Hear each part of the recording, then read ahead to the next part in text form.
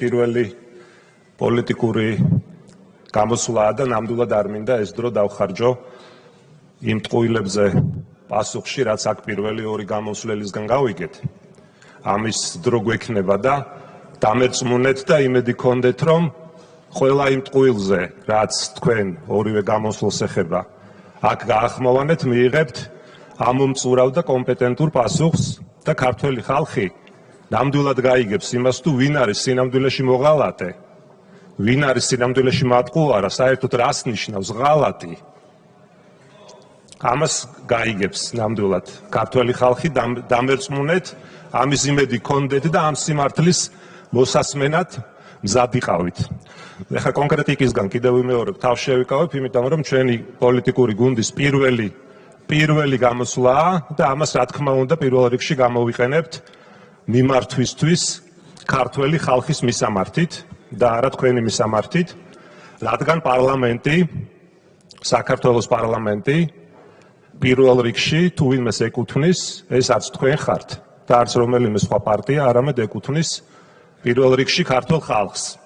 და ამ პარლამენტში სამწუხაროდ ქართველი ხალხი უკვე ერთი წელია ელის განსხვავებული აზრის გახმოვანებას, მაგრამ მივიღეთ რეალობა, როდესაც ამ დარბაზში მხოლოდ ერთი პარტიის გზავნილები ისმის, რასაც სიმართლესთან არანაირი კავშირი არ აქვს და მხოლოდ მოსახლეობის შეცდომაში შეყვანას და მოტყუებას ემსახურება. ჩვენი პოლიტიკური ძალა მინდა იცოდეთ, რომ სრულიად გააზრებულად იღებს პასუხისმგებლობას იმ შეცდომებზე და ჩვენ თქვენგან განსხვავებით შეცდომების აღიარების პრობლემა არასდროს გქონია, რაც ამ ერთი წლის მანძილზე დაუშვით. რაც პირველ რიგში, რა თქმა უნდა, ეხება საპარლამენტო ბოიკოტს.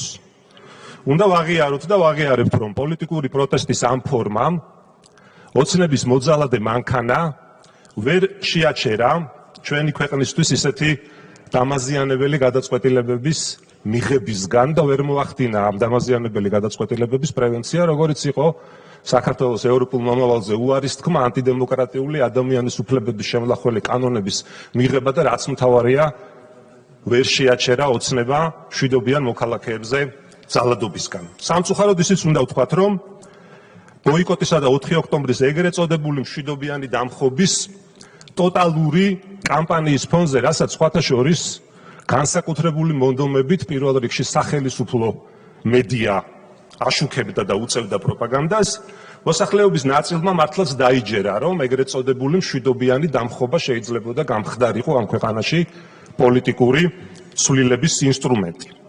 ოცნებას კი, რომელსაც მის მიერ ჩადენილი არაერთი დანაშაულისა და ძალადობის გამო მართლაც ჰქონდა ლეგიტიმაციის მწვავე კრიზისი, საშუალება მიეცა დრო მოეგო და ხალხი მშვიდობიანი დამხობის როგორც არსებული მწვავე რეალობის კიდევ უფრო უარესი ალტერნატივით დაეშინებინა.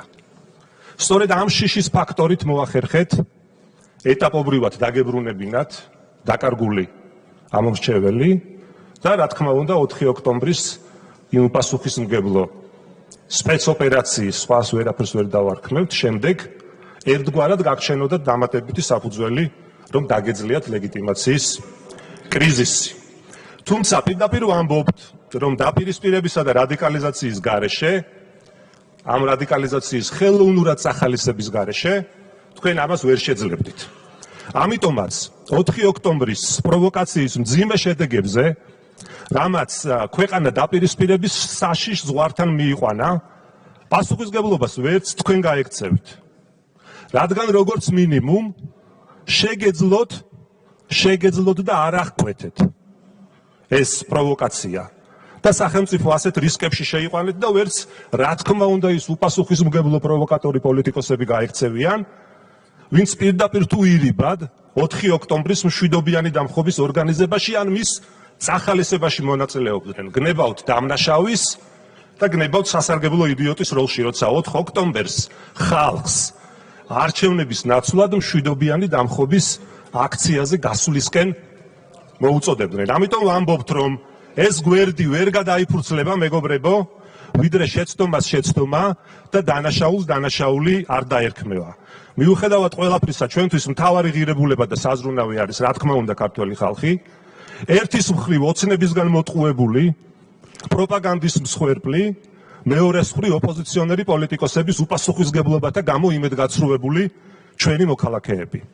ამიტომ სწორედ ქართველი ხალხის პატივისცემით და იმ რეალობის აღიარებით, რომ ჩვენ ვერ შევძელით მათთვის უკეთესი ალტერნატივის შეთავაზება, რადგან 1 წლის მანძილზე ჩვენვე ვთქვით უარი ხალხის მიერ მონიჭებულ მანდატებზე და მარტო დაგტოვეთ ამ დარბაზში, მზად ვართ მივიღოთ ეს გამოწვევა და ხალხის ხმა და განსხვავებული აზრი დავაბრუნოთ პარლამენტში, რომელიც კიდევ ერთხელ ვიმეორებ, რომ არავის არ ეკუთვნის, არც თქვენ, არც სხვა პარტიას, არამედ პირველ რიგში ეკუთვნის მხოლოდ ქართველ ხალხს. ხალხს, რომელიც ოცნების პროპაგანდისტული რეჟიმის პირისპირ დაუცველი აღმოჩნდა სამწუხაროდ, იმ რეჟიმის პირისპირ, რომლის კანონებითაც დღეს უნდა ვაღიაროთ, რომ იმართება ქვეყანა და სწორედ ამ კანონების საფუძველზე არის დაჭერილი უამრავი ადამიანი. ამიტომ ამ მძიმე ვითარებიდან გამოსავალი არის მხოლოდ ხალხისთვის განკუთვნილი ყველა პოლიტიკური პლატფორმის და ინსტრუმენტის ხალხის სამსახურში დაბრუნება.